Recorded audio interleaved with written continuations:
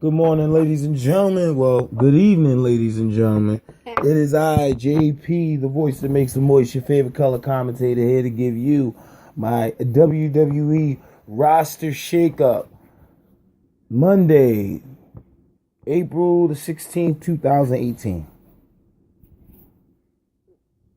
So, during this roster shakeup, they're planning on moving a couple of people around. I'm not going to give a detailed news and rumors this time around. I just want to get this roster shakeup out there before the first episode of Monday Night Raw tonight. So, we're moving people around. I wrote down 10 names that I think necessarily needs to move ASAP to the opposite show. We'll start with Raw. Number 10, Becky Lynch. The reason why I would move Becky Lynch, WWE has done a horrible job of using her since she's moved over to SmackDown, and she's pretty much played the background since she's got over there. It's time for her to move over to Raw and breathe some new life into her. Naomi will be number 9. Naomi has had a good year on SmackDown. That's why I feel as though there's nothing left for Naomi to do on SmackDown. You put her over there with a Charlotte, an Asuka, Mickie James, they will do good together. I think Naomi is more of a Raw talent now than she was before she became the Glow. So I think that'll be good for her. Charlotte is number 8, and the reason why you gotta move Charlotte over is supposed to be Charlotte versus Ronda Rousey.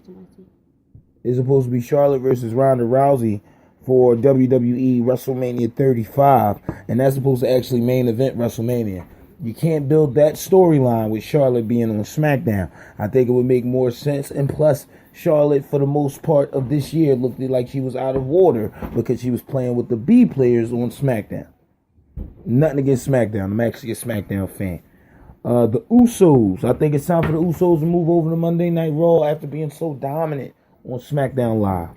I think they have more to offer Monday Night Raw now in their new heel persona than they did in their babyface persona when they first came out.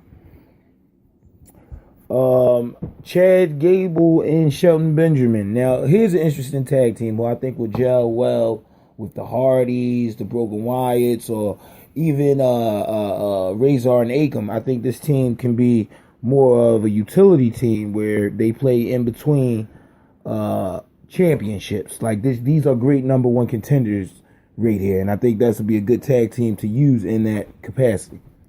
Ty Dillinger, you have done nothing with him. You need to start using him. I wouldn't mind seeing him in a Intercontinental or U.S. title picture somewhere on both shows. That's why I put him on Raw, and with my next move, he will more than likely be going after the U.S. Championship because I'll be moving Jinder Mahal over to Monday Night Raw. After him being booked as WWE champion for close to 8 months, there's nothing else you can do with him on SmackDown. Even him holding the U.S. title, I think it's time for him to go over to Raw to make his character just a little bit more interesting. Bobby Roode would be my 3rd pick. And the only reason why, again, they dropped the ball here with Bobby, after they brought him up, they turned him babyface. I say move him over to Monday Night Raw, immediately turn him heel, and watch what happens. I think that'd be a great change of pace for him. Also, Randy Orton, who I think moves over to Monday Night Raw just for different scenery. I mean, Randy's already done everything, so there's nothing else that he can do. But I think him gelling with a Bobby Lashley, a Brock Lesnar, Roman Reigns, or even a Braun Strowman would be entertaining. And last but not least, AJ Styles for my number 1. I think it's time to put AJ Styles on Monday Night Raw. I think that'd be the most entertaining if AJ Styles is on Monday nights. Moving over to SmackDown, we're going to start from 10 and work our way up to 1. Bayley, because there's nothing for her to do on fucking after what Raw did to Bayley. Her being on SmackDown is the least they could do. You're doing her career a favor. Okay, just putting it out there. Same with my number 9 pick, which would be Sasha Banks, because I think Sasha Banks is one of those breakout superstars if you let her be that superstar. I know a lot of people don't allow certain people to do certain things in the ring, and I think Sasha Banks is one of those people that you need to just put it all out there. Let her go and run wild.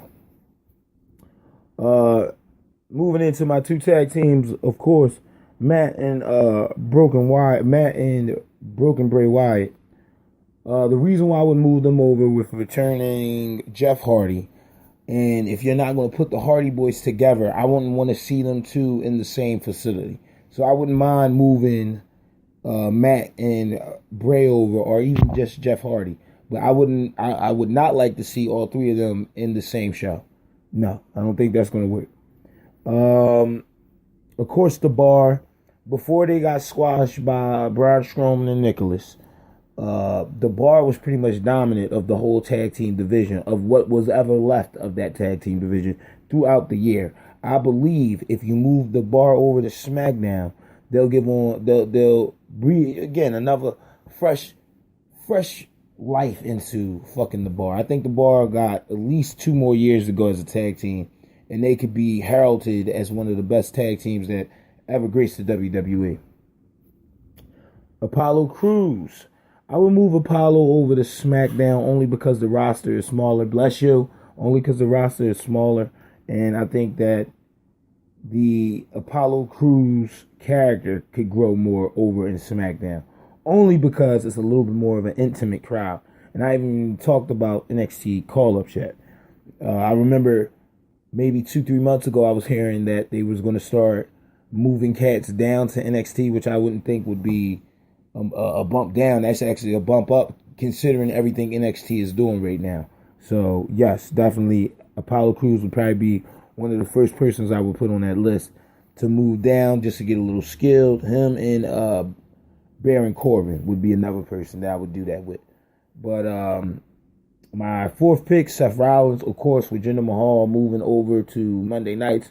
You're going to need the Intercontinental title to pretty much be the flagship of that show, which is SmackDown Live. And I think with the title on Seth Rollins, I would immediately take it off Seth Rollins and give it to my 3rd pick, Finn Balor. Finn Balor on SmackDown. You put Gal Anderson in the club with him. I would also like to move them over there as well. If I had to pick a number 11, it would be Ken Anderson and Doc Gallows. But I would definitely move those guys over to form the club or some version of the Bullet Club. I wouldn't mind seeing Finn Balor and Gallows and Anderson form a cohesive unit and pretty much run SmackDown Live. I think that could work. The Miz would be my 2nd pick only because of Daniel Bryan. If at the end of this, if we're looking at Daniel Bryan winning his first WWE Championship after coming out of his retirement, if you're looking for somebody to transfer that title over to the Miz, over to Daniel Bryan, while being entertaining, of course, under the umbrella of being a paper champion, I think it's the Miz. Out of all the stuff he's done for the WWE, I think him grabbing the WWE World Heavyweight Championship and then feuding with Daniel Bryan will be a fucking tremendous storyline because they already done it. Now you have to have some type of conclusion. Daniel Bryan versus The Miz at WWE WrestleMania 35 for the WWE World Heavyweight Championship. That's money. That's money right there. Then you got, of course, my number 1 pick, Roman Reigns. And when I say Roman Reigns, only because, again, I know it's not going to happen.